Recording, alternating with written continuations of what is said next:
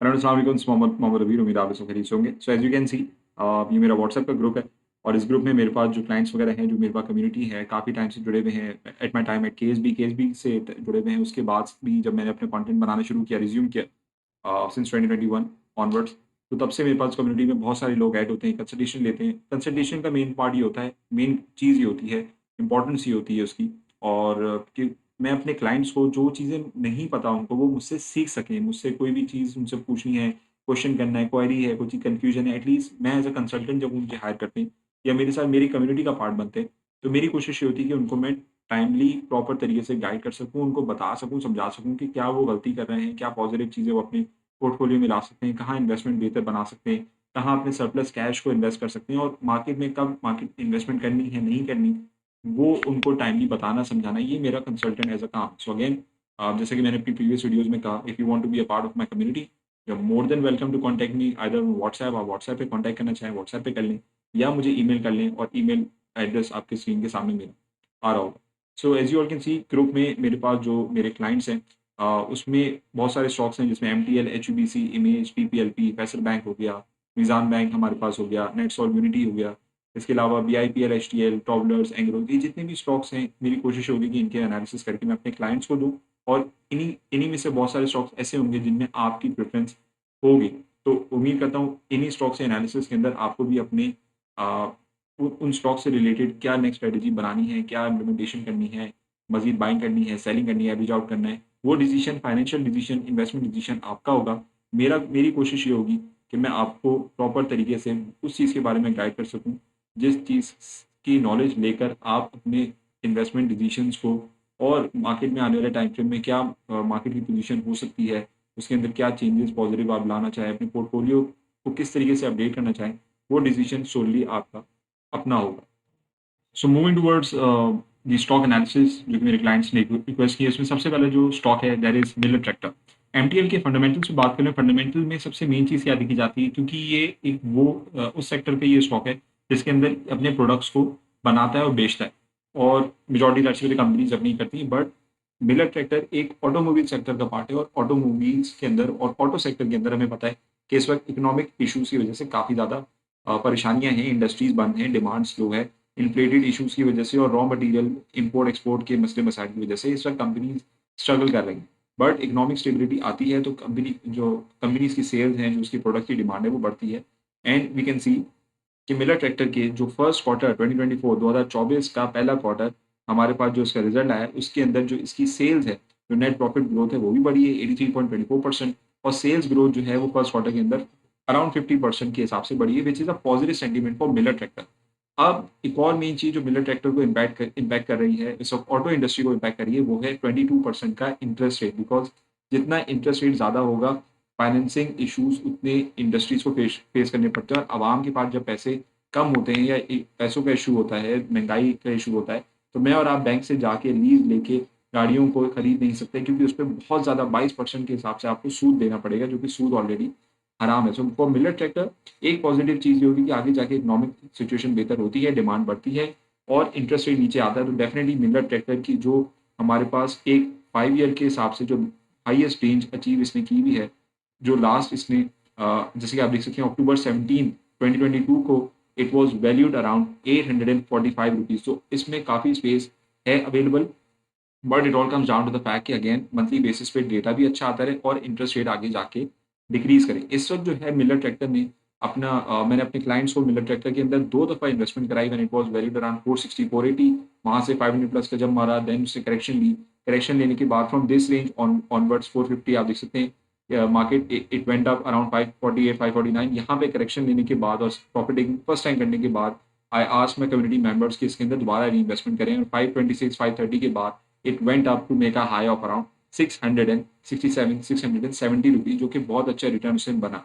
But overall market ने correction लेनी थी, एंड अगेन मिलर ट्रैक्टर ने भी अपनी करेक्शन लेनी थी, और मिलर ट्रैक्टर इस वक्त अपने उसी करेक्शन की तरफ और अपने उसी रेजिस्टेंस, जो पहले इसकी रेजिस्टेंस जोन होती थी, now it has turned its support. जैसे कि आप यहाँ पे देख सकते हैं, let me highlight this area, आप देख सकते हैं ये इसकी एक वॉलेटाइल रेंज बाउंड सिचुएशन थी, then it went down, bonus share इसने दिए, उसके बाद बहुत ज़्यादा डिस्काउंट हुए, and then it started its gradual incline इसने अपने इंक्रीज शेयर प्राइस का करना शुरू किया मंथली बेसिस पे।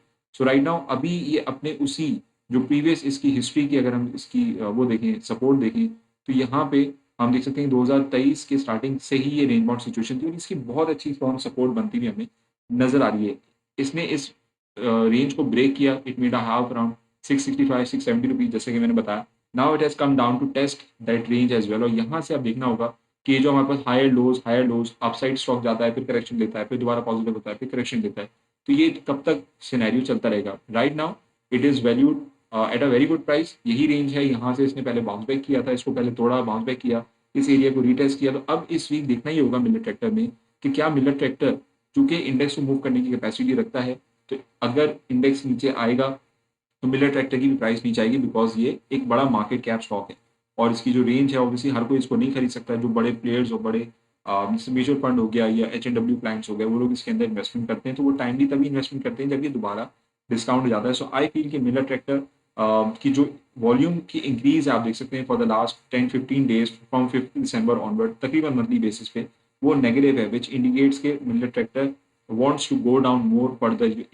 इंडिकेशन मेरे पास है, प्रिडिक्शन है कि अगर ये 550 555 तक आता है so that will be a very good area कि वहाँ पे इसको एक्यूमुलेट किया जा सकता है, कंसिडरिंग के लॉन्ग टर्म में आगे जाके इलेक्शंस के बाद मुल्क के हालात बेहतर होते हैं और इंटरेस्ट रेट कम होता है। इंटरेस्ट रेट जब भी कम होगा मिलर ट्रैक्टर को इससे बहुत ज़्यादा फायदा होगा। RSI अगर हम डेली बेसिस पे बात करें तो RSI इसका 50% पे वेल एडजस्टेड है जो कि यहाँ से पॉजिटिव भी हो सकता है, it can want to go upward from here, या इसको अगर इस वीक ब्रेक करता है तो डेफिनेटली 550 की रेंज में मिलर ट्रैक्टर अवेलेबल होगा। तो ये उसके फंडामेंटल की बात हो गई। अब हम बात कर लें टेक्निकल की भी बात हो गई, अब हम बात करें अपने दूसरे स्टॉक की, दैट इज HUBC। आपको हमें पता है कि पावर जनरेशन में it is one of the biggest companies and biggest industry of power sector. Power generation में हमारे पास सबसे बड़ी कंपनी भी आती है और डिविडेंड पेइंग स्टॉक भी है, KMI का स्टॉक है। सो राइट नाउ ये अपनी वैल्यूएशन के हिसाब से अपने डेटा के हिसाब से जिस रेंज पे खड़ा हुआ है मंथली बेसिस पे सेल्स अगर आप देखें तो सेल्स नेट प्रॉफिट ग्रोथ भी डिक्लाइन कर रहा है, सेल्स बहुत माइनर सी सेल्स इंक्रीज हुई हैं और पावर जनरेशन के हमारे मुल्क में इश्यूज रहते हैं क्योंकि इनके जो इश्यूज हैं वो इनके डेट पेमेंट्स के हिसाब से भी हैं, कर्जे हैं, एक सर्कुलर डेट की वजह से एक इदारा दूसरे इदारे का कर्जदार है। सो राइट नाउ फंडामेंटल की बात करें तो सेल्स और मंथली डेटा पे गौर करना बहुत ज़्यादा जरूरी है। अभी सेकंड क्वार्टर का इसका रिजल्ट आएगा 2024 का, तो वील सी कि उसके अंदर क्या रिटर्न हमें बन सकता है। ऑल्दो अगर मैं इसकी शेयर प्राइस की बात करूं, let's move on to HUBC technical, तो हम देख सकते हैं HUBC भी अपने दो लेवल्स के बीच में इस वक्त रेंज बाउंड हुआ है। द फर्स्ट लेवल इज जो हाईएस्ट लेवल इसने अचीव किया है 126 का, as you all can see from up there, and इसकी एक सपोर्ट लेवल है जो कि इसने हमारे पास मार्क की भी है, वो है 108 की। तो 126 से लेके 108 तक ये रेंज बाउंड है, विच मीन्स कि इसका कोई फर्म डायरेक्शन हमें डेली के टाइम फ्रेम में नजर नहीं आ रहा। RSI की बात कर लें तो RSI is standing just above 50%, जो कि इंडिकेट कर रहा है कि ठीक है पॉजिटिव वाइब जरूर है लेकिन कंफर्म पॉजिटिव ट्रेंड नहीं है इस वक्त हमारे पास, जो कि एक कंसर्न है। पैराबोलिक SAR को अगर हम इन्वॉल्व करते हैं जो कि एक टूल है, SAR means shift and reversal, और शिफ्ट एंड रिवर्सल जो ये टूल है बेसिकली हमें बताता है कि किस पॉइंट से हमारे पास जो मोमेंटम है स्टॉक का वो ट्रेंड रिवर्स कर रहा है, या तो वो नेगेटिव से पॉजिटिव होगा, जिस तरह 108 के लेवल पे हम देख सकते हैं इंडेक्सेस आज ने अपने आप को बाउंस बैक किया एंड 126 के लेवल को अभी नहीं तोड़ पा रहा और 126 के लेवल को अभी नहीं डिफीट कर पा रहा बिकॉज ऑफ द फैक्ट कि इसके अंदर अभी मिक्स सेंटीमेंट्स है और जब भी किसी स्टॉक में मिक्स सेंटीमेंट होते हैं उसमें इन्वेस्टमेंट नहीं करनी चाहिए बिकॉज आपकी वो अगर आपने बाइंग की है तो वो वहां से नीचे गिर गया तो आपकी जाहिर सी बात है वो बाइंग जो है वो अंडर वैल्यूड हो जाएगी और उसके अंदर अनरियलाइज लॉस खड़ा हो जाएगा। सो राइट नाउ आई फील कि HUBC के अंदर टाइम देना चाहिए एंड आई ऑल्सो फील कि वीकली बेसिस पे अगर हम HUBC की बात करें तो वो भी इंडेक्स के साथ बहुत ज्यादा हाई ओवर वैल्यूड पोजीशन पे उसका खड़ा हुआ है and it should definitely correct itself more. Weekly basis पे हम देख सकते हैं कि HUBC के RSI हमें 74% की रेटिंग दिखा रहा है, which is not a good sign, और मार्केट के साथ अगेन बहुत सारे स्टॉक्स को अपने आप को करेक्ट करना पड़ेगा। वीकली बेसिस पे काफी हद तक एडजस्ट है लेकिन 3 महीने के हिसाब से अगर हम देखें और मंथली बेसिस के हिसाब से भी देखें तो इसको अपने आप को मजीद करेक्ट करना है। एंड आई बिलीव कि 100 रुपीज़ के आसपास जब ये मिलेगा जैसे प्री इलेक्शन मार्केट में अगर दोबारा डिप लेना है तो आई थिंक वो एक अच्छा लेवल होगा कि वहाँ पे आप अगर फ्रेश बाइंग किसी ने करनी है तो आई डेफिनेटली फील कि 100 रुपीज़ के करीब करीब करें।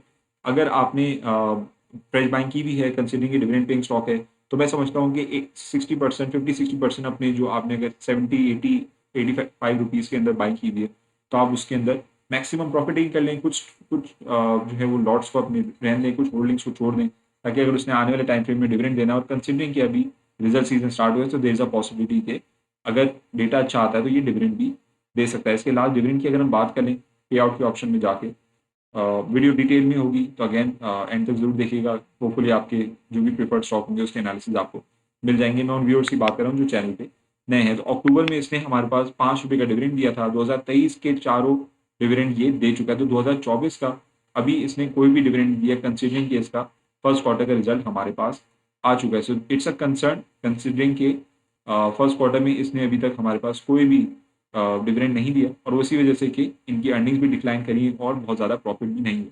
मूविंग फॉरवर्ड अगर हम बात कर लें अपने नेक्स्ट स्टॉक की, सो दैट इज इमेज की, हम जल्दी से इसकी बात करेंगे कि सिंथेटिक सेक्टर में एक वाहिद एक्सपोर्ट ओरिएंटेड गारमेंट का एक स्टॉक है, कंपनी है, और इसकी ऑब्वियसली सेल्स जो है वो बहुत ज़्यादा मैटर करती हैं, जो हमारे पास यूरोप में और मिडिल ईस्ट में जैसे हिसाब किताब चल रहे हैं, बिकॉज ये एक्सपोर्ट करते हैं। एंड इस फर्स्ट क्वार्टर की अगर हम बात करें तो नेट प्रॉफिट ग्रोथ बहुत ज़्यादा पॉजिटिव आया है, 800% की इनकी ग्रोथ है। और सबसे बड़ी बात ये है कि अमेजोन पे ये लिस्टेड है, it's only garment import oriented company जो कि जिसने अपने आप को अमेजोन पे लिस्ट कराया हुआ है, और यहाँ से वो होलसेल के हिसाब से मार्केटिंग अपनी करते हैं। सो ये एक काफ़ी अंडर वैल्यूड स्टॉक है इन टर्म्स कंपनी के फाइनेंशियल्स की अगर हम बात करें तो। वॉलेटिलिटी रहती है, बट अगेन बहुत सारे स्टॉक की जो टेक्निकल हैं, जो सब चार्टिंग है, it's very similar to what the index is right now saying, and I believe कि इस पॉइंट ऑनवर्ड हमें देखना होगा कि 50 डेज की मूविंग एवरेज को ये टेस्ट आउट करने के बाद क्या यहाँ से बाउंस बैक करता है, नहीं करता है। लेकिन इस वक्त जो ओवरऑल इंडिकेशन मार्केट की है, और आगे जो पॉलिटिकल अनसर्टेनिटी क्रिएट हुई भी है, और कंसिडरिंग इंटरेस्ट रेट भी हाई है, और एक्सपोर्ट भी जो है वो दोबारा रोकने की बात की जा रही है, एक्सपोर्ट में इशूज जो है वो टेक्सटाइल इंडस्ट्री फेस कर रही है, क्योंकि गैस के भी इशूज हैं, पावर सेक्टर के भी इशू हैं। तो आई बिलीव कि इमेज अगर किसी ने फर्स्ट टाइम बाइंग करनी है, then ₹14 ₹15 is a very good range. अभी ये मुझे थोड़ा सा ओवर वैल्यू लगता है, ना थिंक कि इस वीक के अंदर अंदर ये ₹15 के करीब करीब आ सकता है, जो कि इसकी पहले से सपोर्ट लेवल एक रेंज बनी हुई है। Late me highlight this range. जैसे कि आप देख सकते हैं, ये वो रेंज थी जहां से इसने अपने आप को कंसोलिडेट करने के बाद it pushed on the upside, और अपसाइड मूव करने के बाद वहां से इसने अपना दोबारा ग्रेजुअल करेक्शन जो है वो शुरू कर दिया। आई स्टिल बिलीव कि ₹15 is a very fair value. Moving forward image के बाद अगर हम बात करें तो that is TPLP. It is one of the real estate related stock, जो कि मुझे इसकी इंटरेस्ट रेट कम होने के बाद ग्रोथ लॉन्ग टर्म में अच्छी नज़र आती है। और रियल स्टेट के अंदर जाहिर सी बात है, इसकी अभी जो सेल्स वगैरह हैं वो जो मुल्क में इस वक्त हालात चल रहे हैं तो बहुत ज़्यादा पॉजिटिव नहीं है, बट आई स्टिल बिलीव कि अच्छी डेवलपमेंट होती है तो टीपीएलपी अच्छा रिटर्न दे सकता है। फंडामेंटली इसके बहुत ज़्यादा मैं डिटेल में नहीं जाऊँगा, क्योंकि फंडामेंटली इस वक्त अगर हम देखें तो इसकी जो प्रोफाइल की अगर हम बात कर लें, तो प्रोफाइल जो है वो इसकी है कि the principal activity of the company is to invest, purchase, develop and build real estate and to sell. जब एक चीज़ को बनाना, उसके अंदर इन्वेस्ट करना, उसको बनाना, परचेज करने के बाद डेवलप करना, खड़ा करना, बिल्डिंग खड़ी करना, उनको रेंट आउट करना या सेल करना, उस पर प्रॉफिट अर्न करना। तो इस सब मुल्क के अंदर कंस्ट्रक्शन से रिलेटेड इश्यूज हैं जो कि अभी बहुत ज़्यादा जल्दी से सबसाइड होते हुए नज़र नहीं आ रहे। इस वजह से मैंने कहा कि फंडामेंटल में बहुत बहुत ज़्यादा डिटेल में नहीं जाऊँगा, बट आई स्टिल बिलीव टीपीएलपी अच्छे हालात में अभी जिस रेंज में मिल रहा है उस रेंज में नहीं मिलेगा जिस रेंज में ये हुआ करता था। लेट्स सपोज अगर हम 2021, 2020, 2021, 22 की अगर हम बात करें तो इट वाज वैल्यूड अराउंड 19, 20, ₹25 तक भी इसने अपना हाई बनाया है, which I believe was a very good value. और मुल्क में अगेन जैसे मैंने कहा इंटरेस्ट रेट के हालात बेहतर होते हैं, देन डेफिनेटली ये यहाँ से बाउंस बैक करने के बाद it can achieve those valuations again. ये ₹15-16 का स्टॉक, ₹17 का स्टॉक हो सकता है। मैं इन्वेस्टमेंट एडवाइस नहीं दे रहा, but I still believe in this project. और इस वक्त जो मोमेंटम है वो ये रेंज बाउंड है, एंड आई बिलीव कि ये टीपीएलपी मेजॉरिटी इस वक्त रेंज बाउंड ही रहेगा from the highest range of around ₹14 till a low of around ₹12-13। ये इसी के दौरान ट्रेड करता हुआ बेसिकली मुझे नजर आता है। Moving forward to our next stock, और इसके अंदर हम देख सकते हैं Faysal bank is one of the requested stock, and I believe Faysal bank बहुत अच्छी वैल्यू होल्ड करता है। It's the first bank apart from BIP and Nizam bank जिसने अपने आप को कन्वेंशन से इस्लामिक पे कन्वर्ट किया। इनके जो फंडामेंटल्स हैं वो भी बढ़ते हुए नजर आ रहे हैं। जैसे बैंक अर्निंग करता है, हमारे डिपॉजिट से अर्निंग करता है, बैंक फाइनेंसिंग से अर्निंग करता है, इंटरेस्ट रेट से भी अर्निंग करता है, बट अब चूंकि कन्वेंशन इस्लामिक हो गया तो अब इस्लामिक फाइनेंसिंग जो है वो करेगा। And I think Faisal bank is a very strong bank जिसकी लॉन्ग टर्म में बहुत अच्छी पोटेंशियल ग्रोथ मुझे नजर आती है। माई कम्युनिटी मेंबर्स नो कि मैंने उनको 2 दफ़ा फैसल बैंक के अंदर इन्वेस्टमेंट सजेशन दिया था when it was below 20 rupees back in the range of around 23 जून, जब मार्केट बिल्कुल गिरी हुई थी। उस टाइम से मैं कंटिन्यूसली लगा हुआ हूँ जब से फैसल बैंक कन्वेंशन इस्लामिक हुआ है। It's a very under value stock, और आगे बैंक जाहिर सी बात है अपने इस्लामिक पॉइंट ऑफ व्यू पे और इस्लामिक फाइनेंसिंग पे जब ग्रो करेगा तो डेफिनेटली जो इसकी कंपनी की वैल्यूएशन है वो भी इंक्रीज करेगी। And I think fair value 30-33 rupees की इसकी बनती है जिस रेंज पे ये इस वक्त खड़ा हुआ है। यहाँ से डिक्लाइन करता है एट अराउंड 25-26 रुपीज़ पे। जब ये मिलता है तो वहाँ पे अगर फ्रेश टाइम इन्वेस्टमेंट करना चाहे तो वो एक अच्छी रेंज है। अभी मैं समझता हूँ कि it should come down again और अपने आप को तकरीबन 29-30 रुपीज़ तक इसको करेक्ट करने की ज़रूरत है।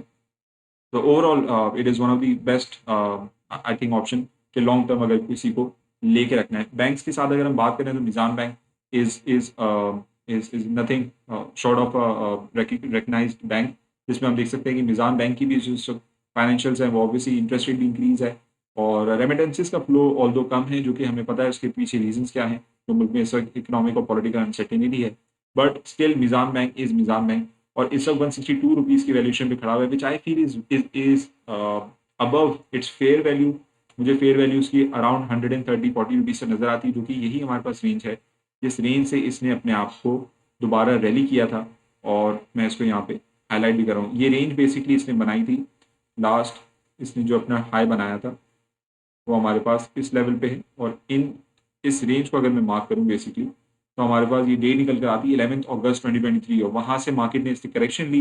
It came down 113.59, then it rallied because of positive sentiments जो कि मुल्क में हमारे पास आने शुरू हो गए थे कंसिडरिंग रिजीम चेंज और केटेगर गवर्नमेंट आने के बाद अच्छे पॉजिटिव स्टेप्स लेने शुरू हुए। मईशत को फ्री फॉल जो डाउनफॉल थी उससे रोका गया और बैंक्स की अर्निंग्स इंक्रीज हो गई। बैंक्स की अर्निंग की वजह से इसने अपने आप को काफ़ी अच्छे इसने शेयर प्राइस मूवमेंट अच्छी दिखा ली है। बट आई स्टिल बिलीव, जैसे कि मैंने कहा, ये जो बड़े मार्केट कैप स्टॉक्स हैं उनकी जो कैंडल्स और इंडेक्स की कैंडल्स हैं वो सिमिलरली बहुत ज़्यादा सेम है।